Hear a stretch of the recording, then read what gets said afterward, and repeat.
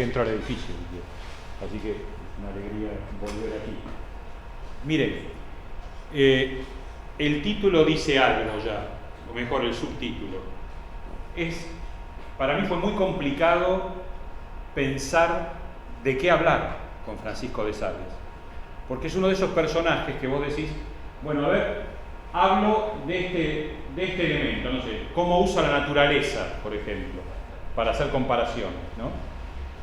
Pero si hablo de eso, tengo que hablar también de esto otro, y de esto, y de esto. Te van abriendo ventanas, ¿no?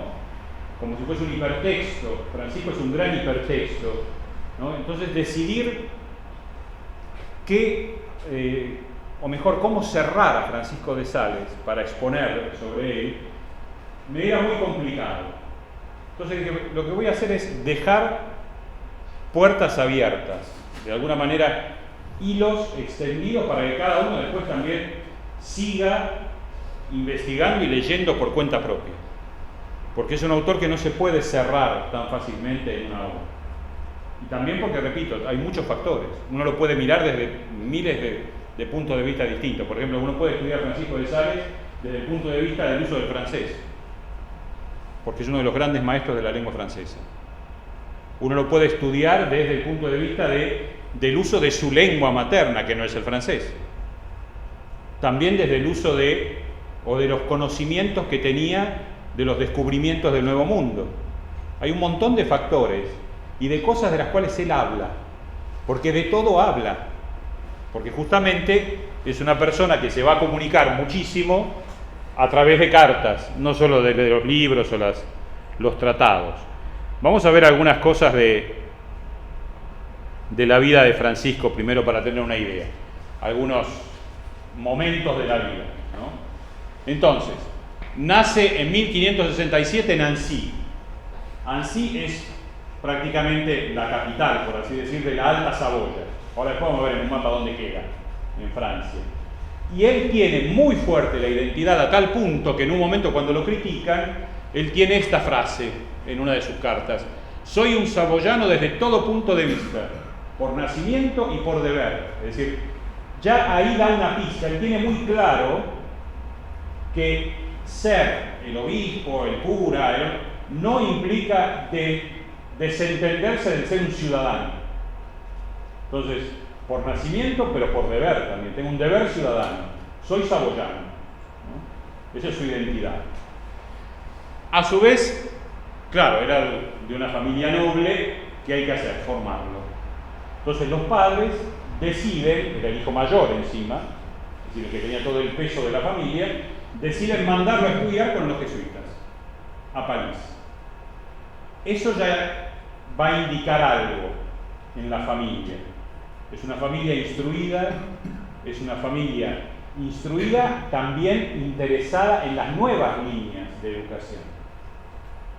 Y en las nuevas líneas también teológicas, porque los jesuitas estaban llevando a Francia un montón de cosas que tienen que ver con el pensamiento teológico, con la teología de la vida espiritual, que no estaban presentes. Entonces lo manda a París a estudiar. Ahí es donde él profundiza el estudio del francés y del latín. De hecho, se ve por su correspondencia que es un hombre que tiene mucha facilidad para los idiomas, porque los escribe con total corrección, aunque no se conservan escritos en su lengua materna, que es la que se habla en Saboya. Pero sí hay en latín, en italiano, en francés, y se supone, algunos autores suponen que él leía algo de castellano, que no conoció a Teresa de Jesús solamente por la traducción, sino que la leyó directamente. Ahí empieza toda una trampa que él le va a hacer al padre, porque él termina de estudiar, ya tenía la idea de que quería ser cura, lo manda, el padre dice: no, vos vas a ser el primero, sos el abogado de la familia, te vas a dedicar a las leyes porque vas a ser también el que gobierne en Annecy, tenés que regular no solo la ciudad sino también tu casa, te vas a estudiar a Padua abogacía. Mientras estudia abogacía, él no dice nada y empieza a estudiar teología. Cuando vuelve a Annecy, ya va a tener todos los estudios teológicos y empieza a tira y afloje con el padre para lograr que lo deje ordenarse cura. Finalmente lo logra, pero lo logra porque uno de los canónigos de la catedral, el obispo de Annecy, le prometen al padre que el hijo, apenas ordenado, va a tener un cargo, que va a ser otro canónigo de la catedral. Entonces el padre, como noble, acepta, porque para él que el hijo se le hiciera cura y el mayor, por menos de obispo no te dejo de hijo, ¿no? Lo deja, evidentemente, y viene la segunda trampa. Resulta que el obispo de Annecy era también obispo de toda una zona que es la zona sur de Ginebra, ¿no?, Suiza, que se llama el Chablais. ¿Qué pasaba? En la historia de la iglesia ya lo vieron. ¿Qué pasaba en ese momento en Ginebra?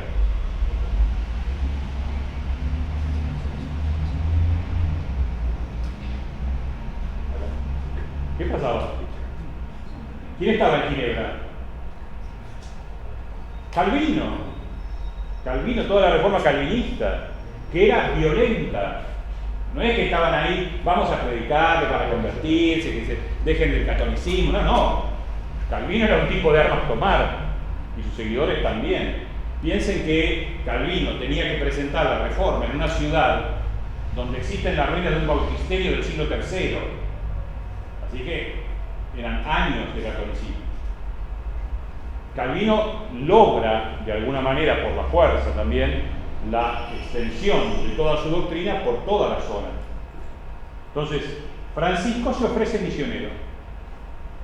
El padre quiso morir, pero se fue.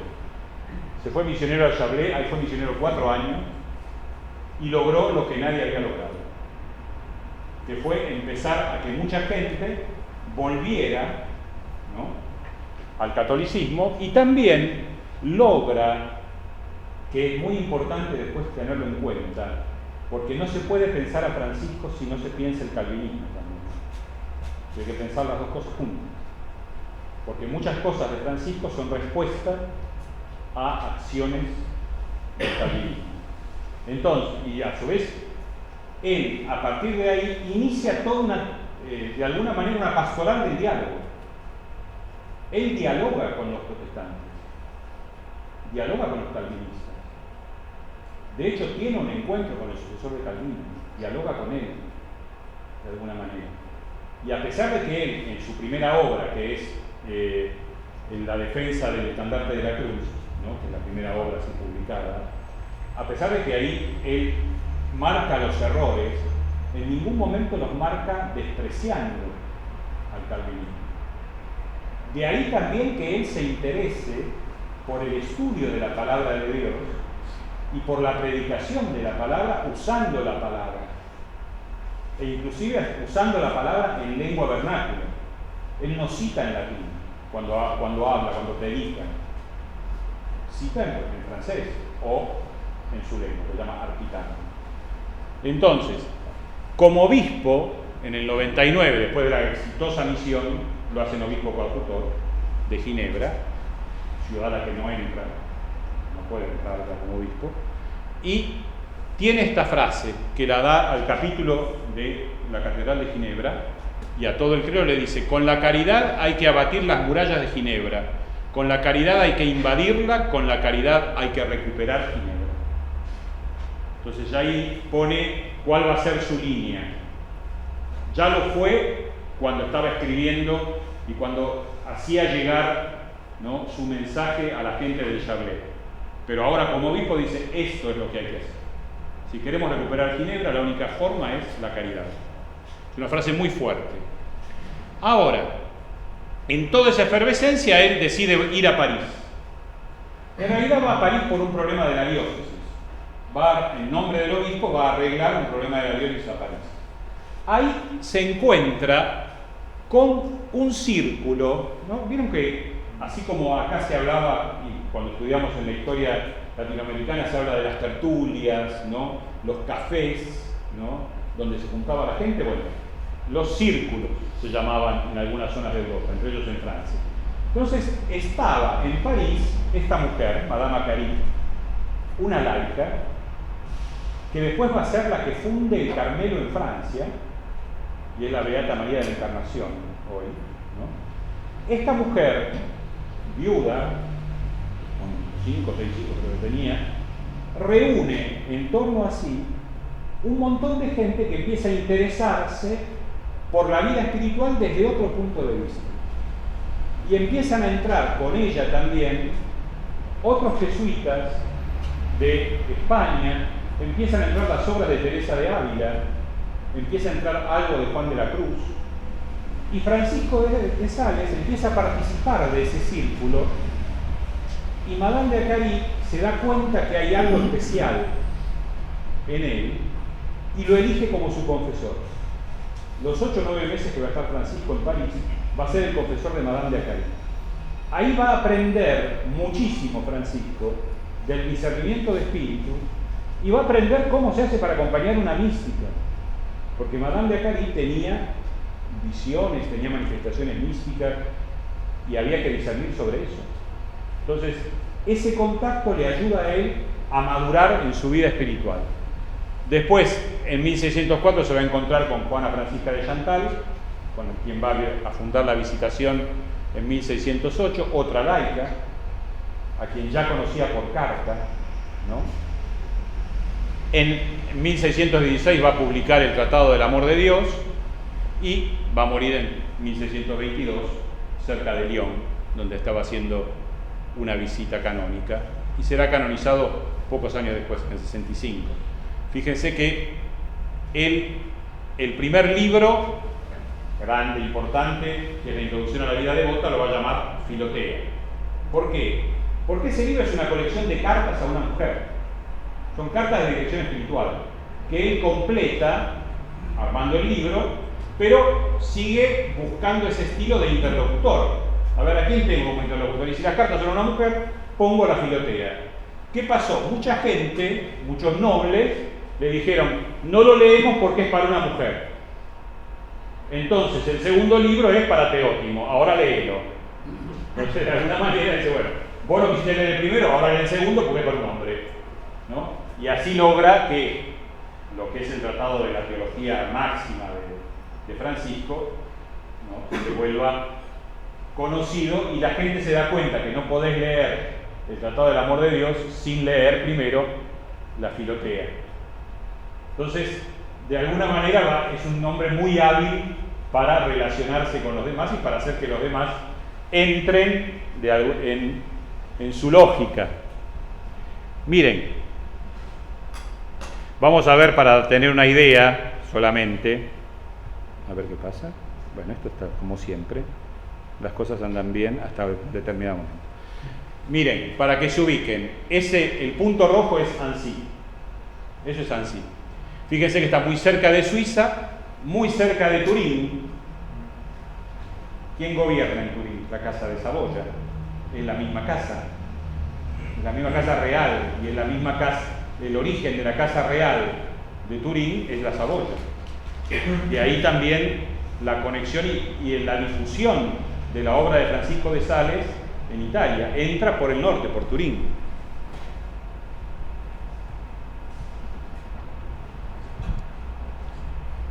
¿Qué pasa? Bueno, bien. Parece que esto no quiere... Ahí está. Miren, la línea roja, mucho no se ve ahí, marca Annecy-Ginebra. Eso que parece una larga línea, en realidad ahora, gracias a que se pudieron cortar las montañas, todo, son 40 kilómetros nada más. Está ahí nomás. Está ahí nomás. Y lo que vamos a ver también es... ¿Vieron que yo les dije que el francés no es su lengua? El francés es la segunda lengua de Francisco. La primera lengua es la que se habla en toda la Saboya, y el chablais, que se llama arpitan. Todavía hoy se habla, y todavía hoy en la Saboya, si ustedes van a YouTube y buscan, van a ver los videos de las escuelas bilingües. Se estudia francés y arpitan.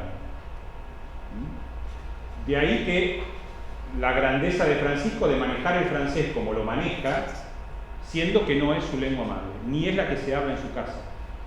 Hablan el francés simplemente porque son nobles y para practicarlo. Pensemos que el francés en ese momento todavía no está terminado. El francés es prácticamente la última lengua romance en formarse. De hecho, este año son los 400 años del nacimiento de Molière. Se considera que la lengua francesa se termina cuando Molière, en el uso que hace en sus obras de teatro, fija el subjuntivo. El subjuntivo del francés recién se fija con Molière.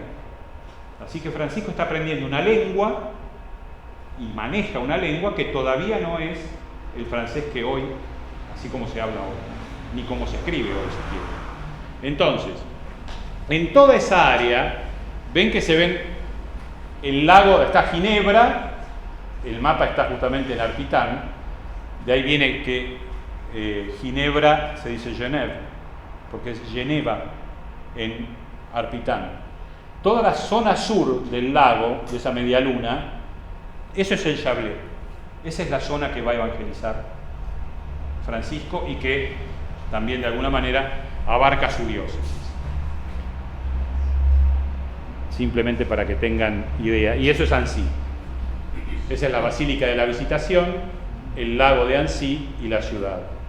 En ese paisaje crece Francisco, ¿no? Francisco vive en un lugar que es de por sí agreste, es duro en invierno, con veranos también bastante calurosos, pero él se cría alrededor de la naturaleza. Eso también ayuda a entender por qué él usa tanto la naturaleza. Ahora, cuando uno habla de Francisco, que no sé por qué no avanza esto, Bueno. Mire, es muy difícil hablar de Francisco como de todo humanista por lo siguiente. Primero, ¿Francisco es un humanista? Sí, pero distingamos qué humanismo. Hay por lo menos 3 humanismos, dicen los que saben. Hay un humanismo naturalista, que es del cual estamos acostumbrados a escuchar hablar, el humanismo que para resucitar, por así decir, la figura del hombre, usa términos y filosofías paganas. Hay un humanismo cristiano que busca el diálogo entre esas filosofías y el mensaje evangélico. ¿Cuál es el problema? Que no va a durar mucho la síntesis. ¿En qué sentido? Que empiezan las exageraciones, que se ven también en las pinturas, que se ven en los frescos, en la forma de decorar las casas, y que se ve también en una espiritualidad que se vuelve en realidad una exteriorización de la fe. Entonces todo es el boato, la belleza, ¿no? La magnificencia, por ejemplo, de una liturgia, de una forma de decorar, de una forma de presentarse. Entonces, si yo voy a rezar, me tienen que ver y tengo que ponerme, qué sé yo, si estoy en Semana Santa me tengo que poner de negro, y entonces todos los lutos y todas esas figuras, que en realidad no son la fe, son una exteriorización. Y no llegan a profundizar, porque de fondo quedaba toda la filosofía pagana. Se queda en la exterioridad. Y finalmente empieza a nacer, gracias a los jesuitas, el humanismo devoto. ¿Qué es el humanismo devoto? Es el humanismo que se da cuenta que para lograr la síntesis entre fe y cultura, teniendo en el centro y en el pedestal más alto al hombre, como imagen de Dios, tengo que obrar de una manera coherente. Por lo tanto, ¿dónde va a estar el acento puesto? En la acción. Entonces, vos querés ser y tener al hombre ahí arriba y que sea el centro porque es la imagen de Dios, bueno, obrá rectamente, obrá según el Evangelio.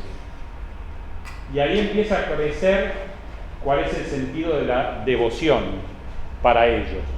Francisco se va a sentir enseguida identificado con eso, porque esto era lo que estaba en el círculo de Madame de Acari. Ella va a trabajar con todo ese grupo de gente con la cual se reúne alrededor de estos conceptos, donde el hombre es justamente el eje. Miren, ¿dónde se forma este humanista? Evidentemente en su familia. La familia de Francisco era muy sensible a todos estos elementos. y era muy sensible al valor de la persona y la libertad de la persona.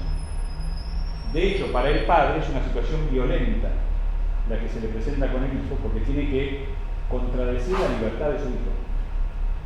Y era toda gente formada en el concepto de libertad, de responsabilidad, de aceptación del otro. Entonces ahí ya empieza la crisis, pero también empieza la formación. Porque de hecho, en su familia a él le van a enseñar, obviamente, todo lo que se le enseñaba a un buen cristiano, pero también a un buen noble. Entonces, vas a hacer deporte, los deportes de la época, y de un noble.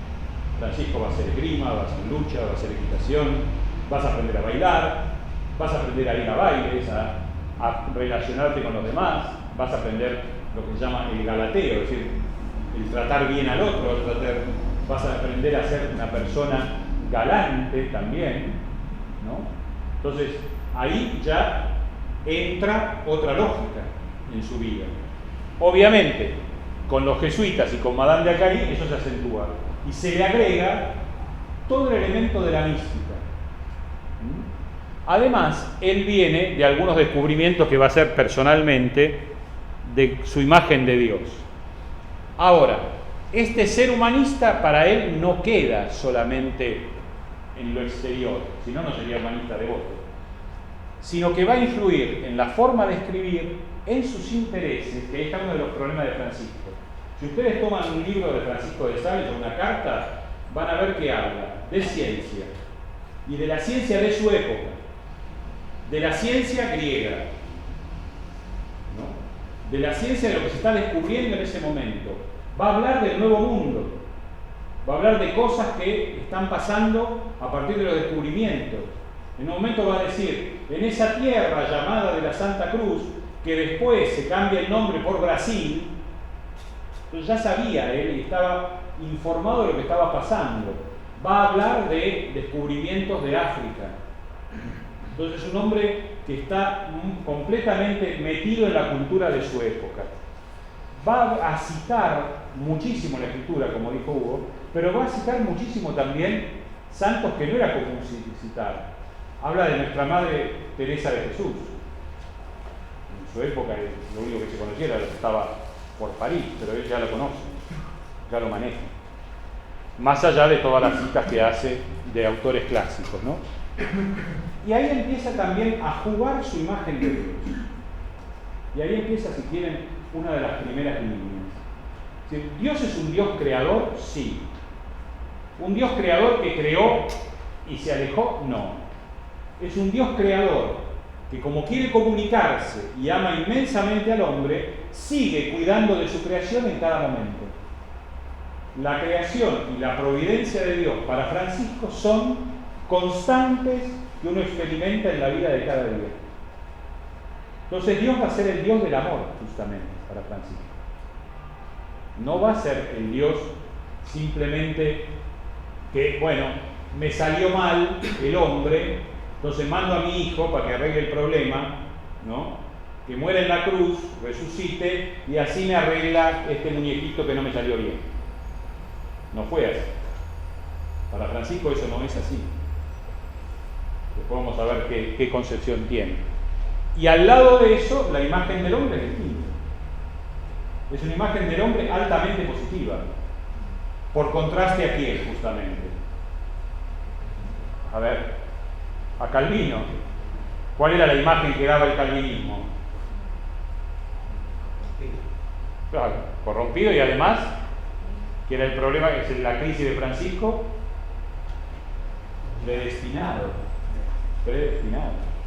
Francisco tiene una gran crisis por la cual él empieza a creer firmemente que Dios es amor. Que lo interesante es cómo la resuelve. Que yo les voy a leer la resolución de la crisis. A ver, ¿qué lo tengo por acá? Miren, Francisco tenía muchísimo miedo de condenarse.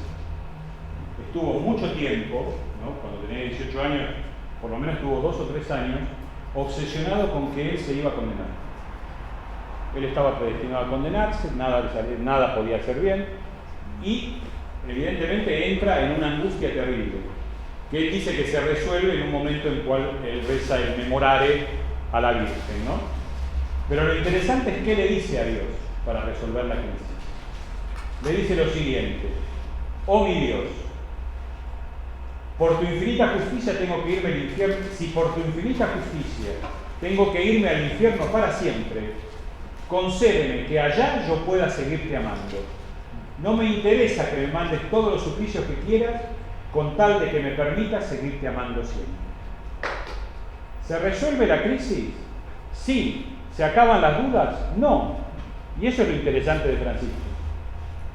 Que en ningún momento después de esto él dice: se acabó todo, yo ya no tuve nunca más dudas. De lo único que no dudó nunca más es que Dios lo ama. Y porque Dios lo ama, él se preocupa de empezar a predicar eso. Y de ahí armar toda su obra y toda su teología de la vida espiritual y su teología también de la redención, ¿no? Partiendo de esta crisis. Si uno toma después las cartas o los escritos de Francisco y profundiza un poco, se da cuenta que nunca resolvió. Es decir, sí resolvió la crisis, pero quiere decir, nunca estuvo totalmente exento de dudas.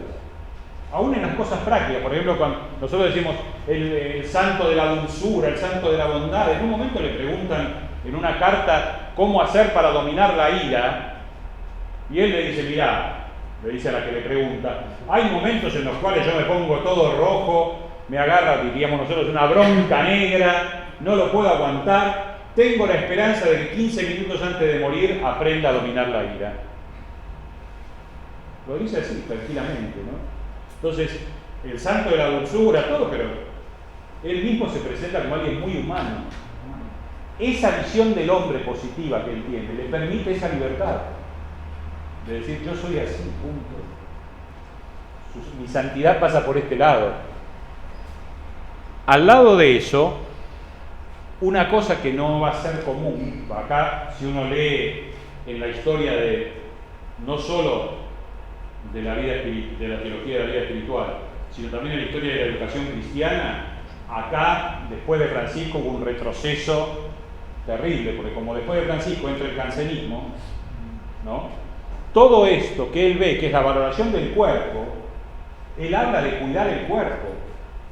Él le dice: aunque yo no lo haga, aparece en una de las cartas de Don Bosco, aunque yo no lo haga, es importante que duermas, que descanses, que comas bien, que bailes, que te diviertas, que hagas deporte, ¿no? Diríamos hoy traducido algunas, pero que baile se lo dice directamente: anda a bailar. El problema no es que vayas a bailar, es cómo te portes en el baile, ¿no? El problema no es que hagas deporte, el problema es que vos vivas pendiente de tu aspecto físico. Ahí está el problema. Francisco lo que le preocupa es que la persona no caiga en la vanidad, en la soberbia, pero después que sea una persona feliz, que viva plenamente su vida. Y él valora positivamente su cuerpo. Es más, desprecia todo aquello que tiene que ver con el falso pudor. Como si, digamos, hoy diríamos, no hay cosas de las cuales no se puede hablar. De hecho, Francisco llama la atención en una carta, no me acuerdo si es a la madre de Chantal o alguna de las monjas de las prioras de la Visitación, le dice: la verdad que estuve mal porque tuve una diarrea en estos días terrible. A ver, el obispo le cuenta a la monja que anduvo con diarrea, ¿qué le importa a la monja? Pero digo, tenía esa libertad, porque no hay nada de lo cual no se puede hablar. El falso pudor, el que te obliga a mostrarte siempre santo, beato y con el cuello torcido, no es para él, no es lo que él quiere. Y a su vez, obviamente, va a hablar de los sentimientos y los afectos. Si ustedes toman la introducción a la vida devota y el tratado del amor de Dios, en los dos, en un momento, va a hablar, sobre todo en la introducción a la vida devota, va a hablar del noviazgo. Y va a hablar de la relación entre el hombre y la mujer, sin ningún problema. Ahora, después de él, no lo busquen esto, ni en la historia de la educación cristiana, ni en la historia de la teología espiritual. Porque después de él viene toda la corriente jansenista, donde todo esto, donde esto no se habla. ¿Sí? Y no se puede hablar, el cuerpo es malo. El cuerpo no sirve, el cuerpo es una cárcel, y no en el sentido que hablaban los místicos. Se vive también así. Obviamente, si yo quiero educar a alguien en sentirse como persona bien en relación con Dios y un Dios que lo ama y lo cuida, tengo que educarlo en la libertad. No puedo concebir un hombre que no sea libre y que viva libremente su relación con Dios y con sus hermanos. Pero a su vez que tenga los límites, ¿no? Creo que, sobre todo los salesianos, me imagino que habremos leído toda la carta, el texto completo de la carta, ¿no? Es decir, la carta no dice solamente todo por amor, nada por la fuerza. La carta dice, es hacer todo por amor, nada a la fuerza. Conviene amar más la obediencia que temer la desobediencia. Os dejo el espíritu de libertad, no el que excluye la obediencia, que esta es la libertad del mundo, sino la que excluye la violencia, el escrúpulo y el ansia. Esa es la libertad. La libertad que hace que el hombre viva sin violencia, sin ansia y no atormentado por los escrúpulos. Si aman fuertemente la obediencia y la sumisión, querría que, si viene la ocasión justa y amorosa de dejar algún ejercicio, que sea una especie de obediencia y que esta ausencia sea sustituida por el amor. Es decir, la libertad es aquello que va a hacer que el hombre crezca como hombre y crezca en su identidad de hijo de Dios. Y él la identifica como el don más grande que Dios le da. Tan grande que ni el mismo Dios puede violentar la libertad del hombre, ¿no? Todo esto va a tener implicancias en lo pastoral para Francisco, que a eso vamos a llegar. Y a su vez, evidentemente, sí, es el santo del amor, la fuerza y el efecto del amor. Para él, educar la voluntad es educar el amor. La voluntad es el amor. Y la libertad tiene sentido en la medida en que lleva al amor. Si no, no tiene sentido.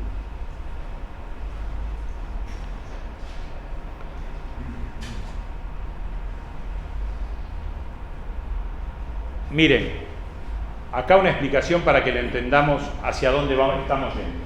Porque hasta ahora son todos conceptos que después uno, si quiere, puede leer toda la cita que uno puede juntar sobre esto. Miren, es imposible pensar en humanismo si no se piensa en la educación. Si vos querés pensar en un santo humanista, por más que no haya fundado escuelas, tenés que pensar en la educación. ¿Por qué? Y porque, ¿qué hace el humanismo? Desplaza el centro, ¿no? El centro era Dios, Dios inaccesible de alguna manera, por así decir. Dios no lo tengo que educar. Pongo en el centro al hombre, ¿qué pasa? Hay que educarlo, necesariamente. Entonces tengo que pensar cómo hacer para que este hombre se desarrolle, para que este hombre llegue a ser realmente imagen de Dios, que es lo que va a buscar, y cada vez una imagen de Dios mejor, por así decir. Entonces, no se puede pensar humanismo sin educación. ¿Francisco fue un educador, estrictamente hablando? No. Tampoco lo fue Don Bosco, no escribieron obras de pedagogía, no tienen tratados de pedagogía, ¿no? Pero, ¿fue educador? Sí. Sobre todo si tomamos la pastoral, la acción pastoral, como una tarea educativa. La acción pastoral es educativa y es educación. ¿Por qué? ¿Qué buscamos con la pastoral? ¿Qué buscamos cuando hacemos algo pastoralmente? Supongamos, a ver, pensemos algo bien, por así decir, bien pastoral, entre comillas. Pensemos, organizamos una liturgia. ¿Qué buscamos con la liturgia? Más allá de que en la liturgia uno lo que busca es alabar a Dios. ¿Qué buscas en la liturgia? ¿Para qué la organizas?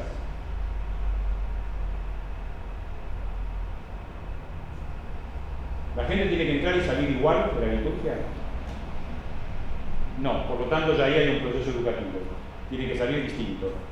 Por lo tanto tiene que hacer un proceso de cambio interno, que es un proceso educativo. Cuando vos armás esa acción pastoral, que es una liturgia determinada, ¿la realidad queda así como está? No, tenés que intervenir sobre la realidad. Entonces tenés que distribuir roles, tenés que distribuir un grupo, tenés que formar la comunidad, tenés que llamar a la comunidad. Bueno, estás haciendo un proceso educativo. Cuando vos acompañás a una persona, ¿no estás haciendo un proceso educativo con la persona? Sí. Entonces vamos a tomar la pastoral como una acción educativa. Desde ese punto de vista, Francisco es un educador. como todo pastor tendría que serlo. Además, Francisco le agrega esto: como está en pleno fervor del humanismo, Francisco empieza a hablar de la importancia de respetar el momento evolutivo de la persona. ¿Cómo concebían los medievales al niño? ¿Para qué tenían los monjes chicos en el convento? Para educarlos, ¿no? Estaban las escuelas conventuales. ¿Se acuerdan de eso? Las escuelas conventuales que después se transforman en escuelas catedralicias y después en universidades, ¿no? Entonces, las escuelas conventuales, ¿cómo se trataba a los chicos?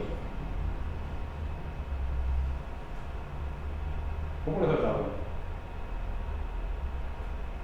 No sé, yo pienso, lo digo así con mis términos, como una tabula rasa, digamos, como un... Ahí ya te avanzaste unos cuantos años, te digo, antes que eso. ¿Entre el monje y el niño había alguna diferencia? No, absolutamente no. Eran monjes en chiquito. Entonces, el niño no era niño, era un adulto en chiquitos, ¿no?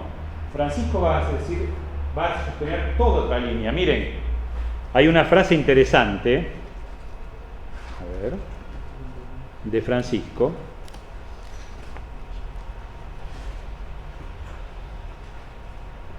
Miren lo que dice.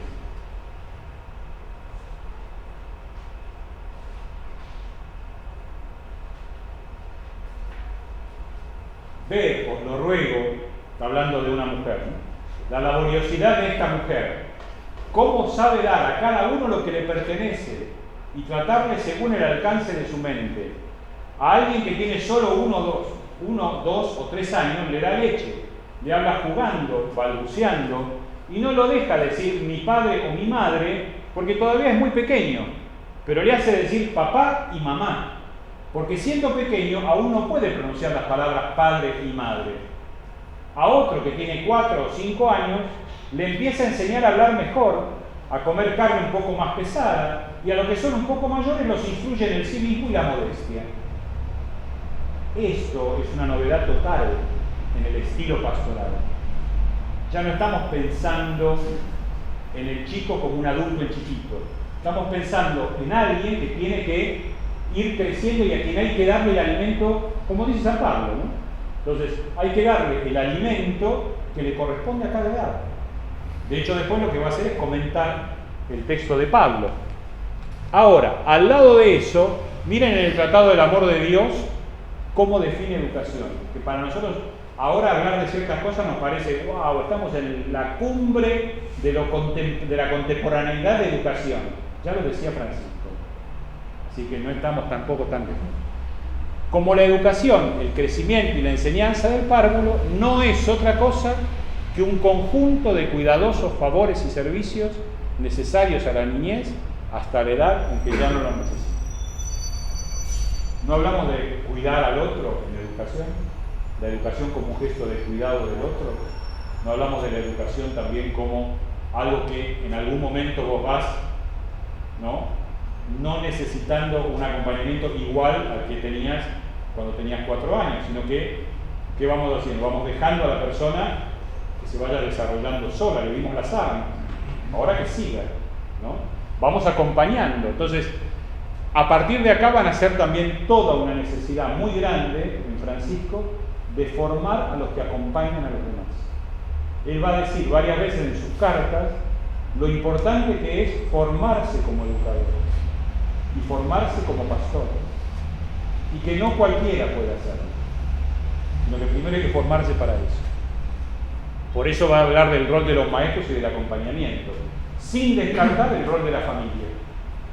De hecho, Francisco va a tener textos muy interesantes sobre la familia, inclusive hablando de la importancia de los abuelos, porque son los abuelos los que pasan la memoria, y los que pasando la memoria van metiendo al chico dentro de su cultura, dentro de su nación, dentro de su realidad cívica, por así decirlo.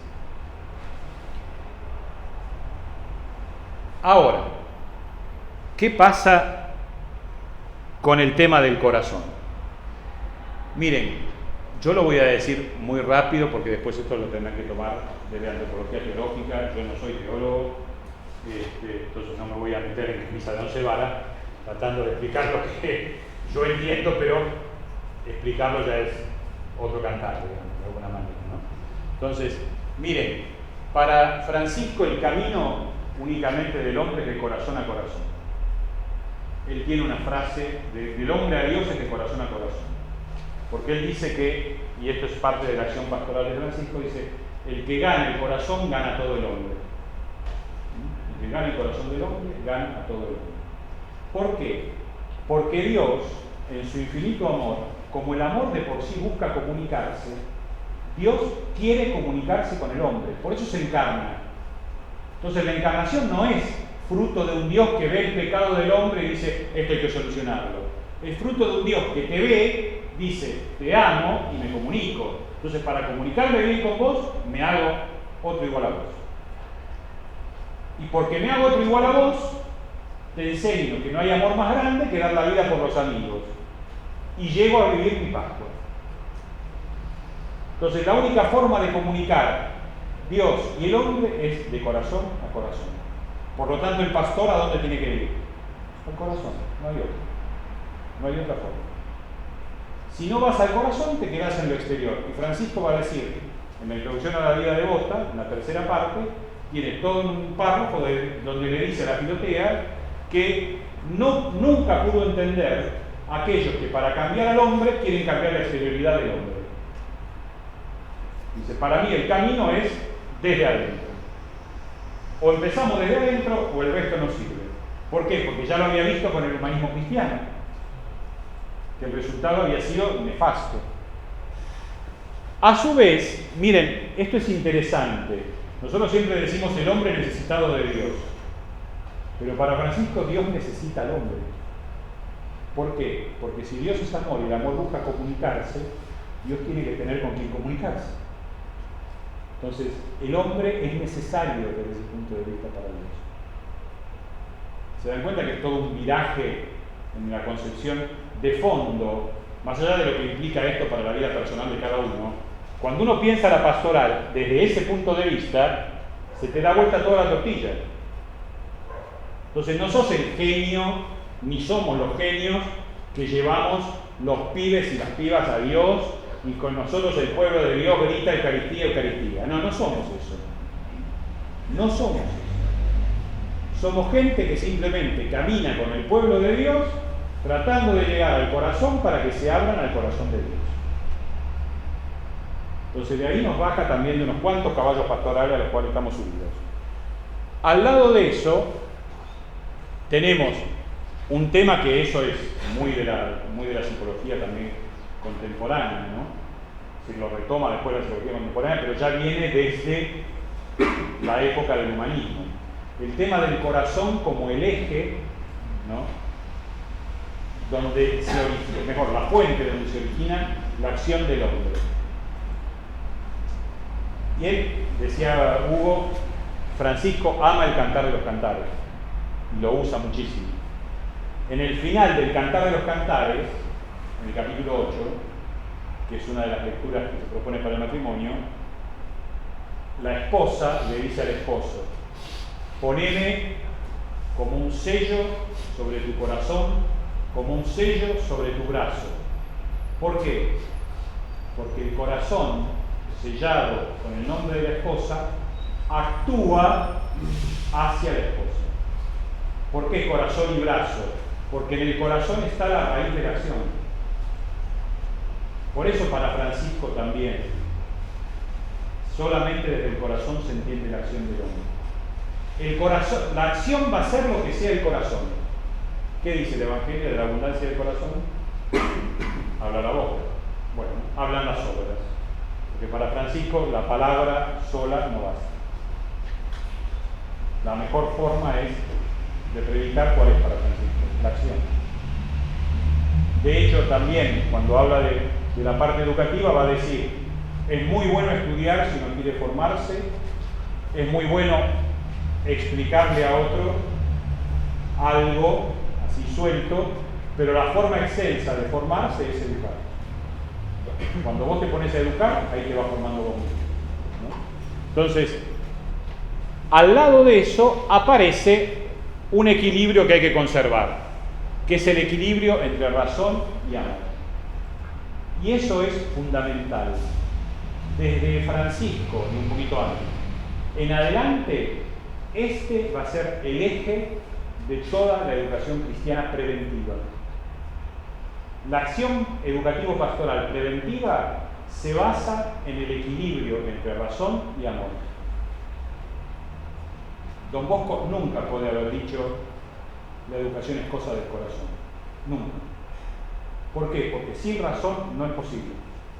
No se puede educar. Solamente la razón es la que garantiza que vos realmente ames y que vos realmente llegues a que la persona ame a Dios. Entonces ahí se arma el trinomio, ¿no? Razón, religión y amor. Pero Francisco va a insistir mucho en que no hay posibilidad de amar si no está la razón que equilibra. Además porque nadie ama lo que no conoce, cosa que ya viene desde la escolástica. Entonces, tengo que conocer lo que voy a amar para poder amar cada vez más, y también la razón tiene que equilibrar, ¿no?, mi forma de amar. Después vamos a ver que pastoralmente eso tiene sus implicancias. Miren, me parece, estas son líneas, son intuiciones. Se dan cuenta que todos son ventanas abiertas, después cada uno va a cerrar. Entonces, si uno, después de leer Francisco, ¿qué me sugirió Francisco personalmente? Esto sí que puede, es lo que a mí me sugirió leer y seguir leyendo Francisco, ¿no? Primero, es un camino educativo de acompañamiento y orientación. La pastoral es un camino de acompañamiento y orientación. Es decir, acompañar no es que él viene y me dice esto es rojo, y yo digo sí, tenés razón, esto es rojo. No, querido, no es rojo. Tiene que haber una orientación que lo ayude, no que lo obligue, pero que lo ayude a ver que esto no es rojo, salvo que sea daltónico que diga rojo. Pero en el caso de que no lo sea, evidentemente yo no puedo simplemente acompañar, sino que también tengo que intervenir y dar alguna línea que le permita a la persona orientarse en la vida. No es una, bueno, yo te acompaño, caminemos juntos, pero vamos a ir al precipicio, que seguimos caminando, yo te acompaño. No te acompaño. Hasta acá no. Acá va a haber que dar un mirar. Entonces, él propone siempre un camino educativo de acompañamiento y de orientación, sobre todo a través de las cartas. Eso se ve sobre todo en las cartas. Cuando uno empieza a tomar las cartas de Francisco, que hay, desgraciadamente, las obras de Francisco son 27 tomos, ¿no? Lo que se llama la edición de Alcí. De todo eso, está todo en francés, hay muy poco traducido. Y de las cartas hay un volumen, o dos traducidos nada más, que no son todas las cartas son 6 volúmenes de las obras completas. De los 27 tomos, 6 son de cartas, o más. Entonces, desgraciadamente uno no puede llegar a todo eso. Uno llega a algunas cosas, si manejás francés, si llegás, y así todo, tenés que ir a ediciones donde sea un francés actualizado, porque si no es complicadísimo, porque hasta la ortografía cambia. Entonces, en ese camino, como él justamente, su relación es muy personal con la gente, ¿no?, va descubriendo la importancia de acompañar. ¿De acompañar hacia dónde? Y ahí viene la segunda línea, un camino de educación en la libertad y a la libertad. ¿A qué tengo que formar a la persona con mi pastoral? A que libremente acepte a Cristo en su vida. Si quieren mirarlo desde la teología de la educación, que mira y que dialoga como proceso de maduración humana y proceso de maduración cristiana, esa es la tarea de la teología de la educación, no es pensar la institución educativa, sino pensar el proceso, ¿no?, humano cristiano. Justamente para llegar al corazón tengo que llegar desde la libertad y educando a la libertad. Al lado de eso, un camino educativo pastoral razonado contra lo que yo llamo desde hace un tiempo el peluchismo pastoral. Es decir, trato a la persona como un peluche. ¡Ay, qué lindo! ¿Cómo te quiero? ¿Cómo te abrazo? ¿Cómo te acaricio? No te conozco. A ver, no son peluches, son personas como vos. que tenés que acompañar. Ahora, para que eso se equilibre en nuestra acción pastoral y no caigamos en hacer acciones pastorales que lo que llevan es, vieron que a veces cuando los sábados termina la acción parroquial, ¿no? Salen los chicos del grupo juvenil, ¿qué tal la reunión? Hermosa, lloramos tanto. ¿Y de qué hablaron? No sé, pero lloramos tanto. Entonces quiere decir que hay algo ahí que falló. Estás trabajando con peluches, a los cuales tenés que emocionar. No. Estamos trabajando con personas que hay que hacer crecer y para lo cual tengo que pensar en cada persona y en un grupo para que crezca. Si quieren después, y si tienen tiempo, hay un libro que para mí en ese sentido es una obra maestra, Francisco, que es una obra maestra justamente de teología de la educación, que se llama Proceso Humano y Gracia de Dios. Proceso Humano y Gracia de Dios es buenísimo para ver justamente cómo van trabajando juntos el desarrollo de la humanidad, por así decir, el desarrollo psicológico y la apertura del hombre a la trascendencia. Es muy lindo. El grafo así de Salterre es muy bueno. A su vez, un camino formado, que no se puede improvisar la pasión. Ahora les voy a dar dos textos donde van a ver que Francisco es muy tiene todo un reglamento inclusive de cómo se enseña la catequesis en su diócesis, porque tiene que formar a la gente, y un camino donde la gente tiene que formarse para ser pastoral. Van a ver una parte, les voy a dar otro texto, que es una parte del discurso que él hace al capítulo de la Catedral de Ginebra sobre la formación sacerdotal. Obviamente, como es un hombre muy sensible a su realidad, a pesar de que es un noble, es un camino justamente con los pobres. Francisco no se puede en su acción pastoral pensar sin los pobres. De hecho, él va a hacer referencia, a veces en las cartas, va a hablar de la gente que duerme bajo los puentes, de la gente que duerme por los caminos, va a hacer referencia a noticias de la época, por ejemplo, unas inundaciones que le hacen perder toda la cosecha a los campesinos. Entonces, ¿qué hacemos por esos pobres campesinos?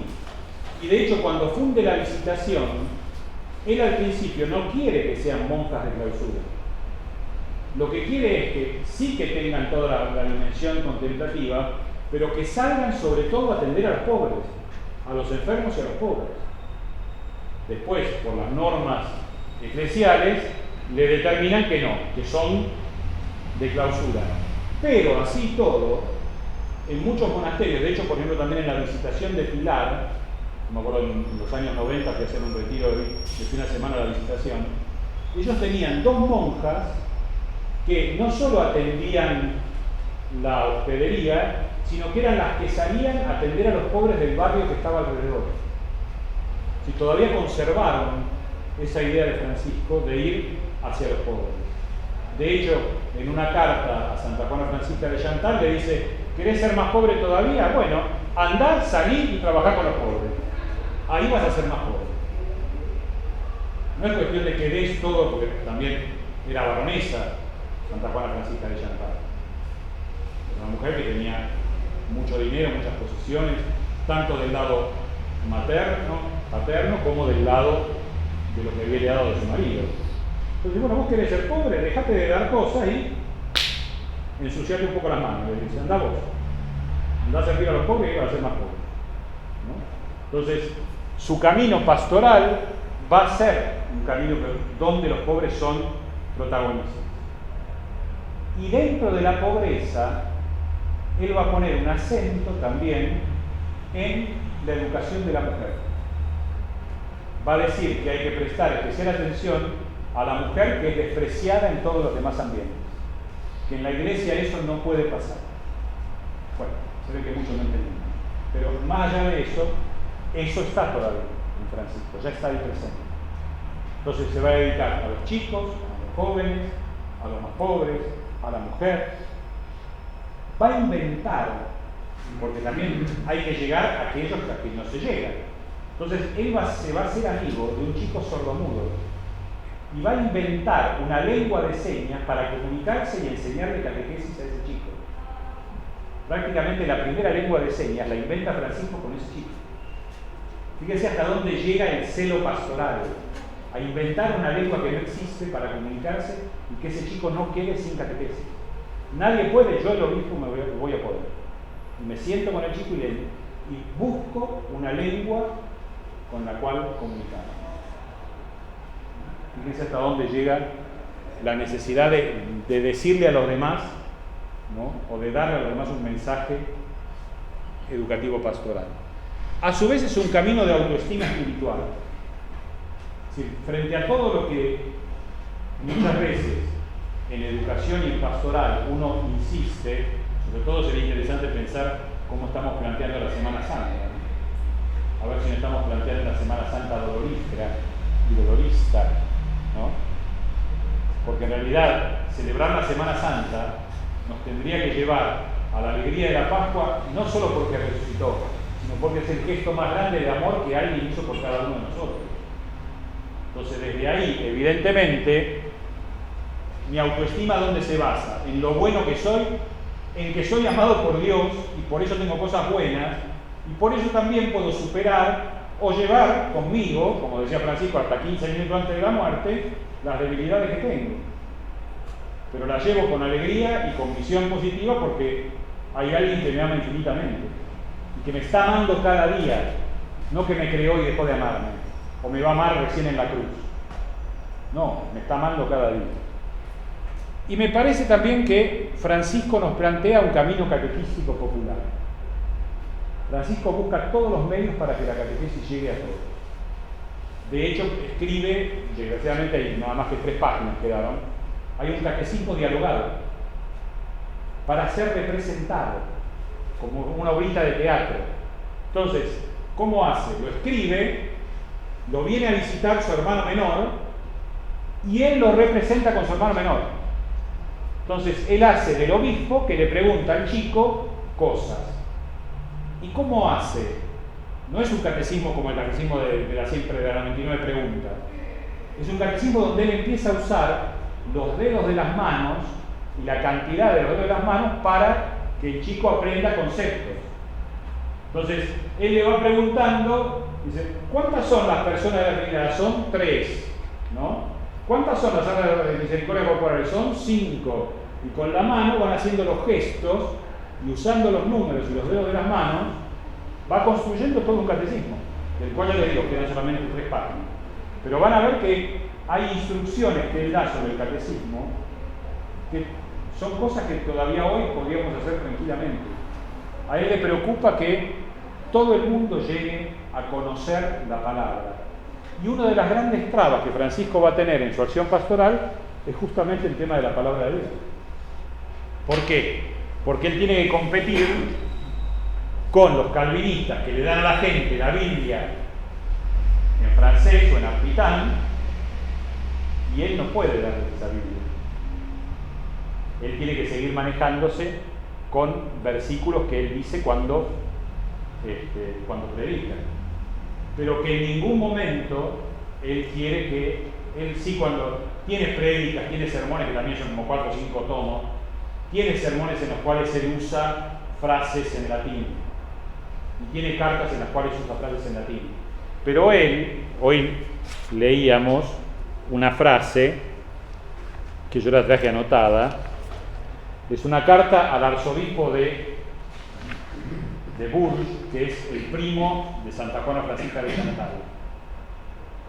Digo lo mismo del lenguaje, le dice al arzobispo, que debe ser claro, pulcro e ingenuo, sin ostentación de términos griegos, hebreos, nuevos o cortesanos. El tejido del discurso debe ser natural, sin prefacios, sin arreglos. Apruebo que se diga primero en el primer punto y segundo en el segundo para que la gente vea el orden. Pero me parece que ninguno, pero sobre todo los obispos, deben usar halagos hacia los asistentes, fueran reyes, príncipes y papas. De hecho, hay ciertos rasgos adecuados para adquirir benevolencia. Yo soy de la opinión que testimoniamos el deseo que tenemos de su bienestar, que comencemos con saludos y bendiciones, con deseos de poder ayudarlos bien en su salvación, lo mismo a la patria, pero breve, cordialmente, sin palabrería. Y sigue dando consejos de cómo dirigirse pastoralmente, cómo hacer un sermón. Seguramente el obispo de Burgos era un plomo, y este que lo sabía le va escribiendo todo lo que no tiene que hacer. Porque, ojo, que Francisco no da puntada sin hilo. Es decir, cuando él le escribe a alguien algo tan detallado, es porque alguien por otro lado le dijo algo sobre esa persona, o alguien le pidió que le escriba a esa persona. Francisco eso lo hace también, escribiéndole al hijo de una persona, a aquella otra señora, a aquel otro señor, ¿no? Y también busca, él no es omnipotente. Por ejemplo, hay un testimonio en el proceso de canonización donde se ve una acción pastoral que para esa época era completamente novedosa. Él ve que hay una persona, o le comentan que hay una persona en un pueblo determinado a la cual es muy difícil llegar, y que está realmente llevando una vida que es completamente errado, el modo en el cual lo está haciendo. Entonces, ¿él qué hace? Se da cuenta que él no puede llegar tampoco, porque es el obispo. Entonces le pide a una señora que vaya ella a hablarle, y que le diga y que lo guíe y lo acompañe por el recto camino. Entonces, fíjense cómo una concepción pastoral, que hoy para nosotros sería normal decirle a alguien, che, mira, ¿por qué no vas vos y habla vos con esta persona porque vos te vas a llevar mejor? Él en ese momento dice, no, yo no llego. Tiene que llegar ella. Y esta persona testimonia lo que significó para ella que Francisco le diera ese encargo. Y lo que significó acompañar a esa otra persona. Y como esa persona ve, como esta señora ve en ese gesto de Francisco, un gesto de humildad y un gesto de alguien que quiere, que lo que le importa es que llegue la palabra. ¿A través de quién? No importa si no es el obispo que va a llegar a la casa. Tiene que llegar la palabra. Entonces, yo les propongo lo siguiente. Miren, acá hay dos textos, ¿no? Vamos a tratar de hacer así, hacemos dos grupos así grandes. Ustedes van a leer parte de lo que queda del reglamento para la enseñanza del catecismo. Lo van a leer todos. Y ustedes van a leer la exhortación a los eclesiásticos sobre la formación. Y después, ¿qué hay que hacer? Leerlo primero, tomar contacto con él. Segundo, ver qué te sugiere este texto para la acción pastoral. Y tercero, bueno, qué preguntas te surgen del texto y de lo que escuchaste, o qué opinión te surge de lo que vas a leer y de lo que escuchaste. A ver, son textos breves, hacemos 15 minutos. 15 minutos, cuando Hugo nos diga, nos volvemos a preguntar. Así que, lean, vamos.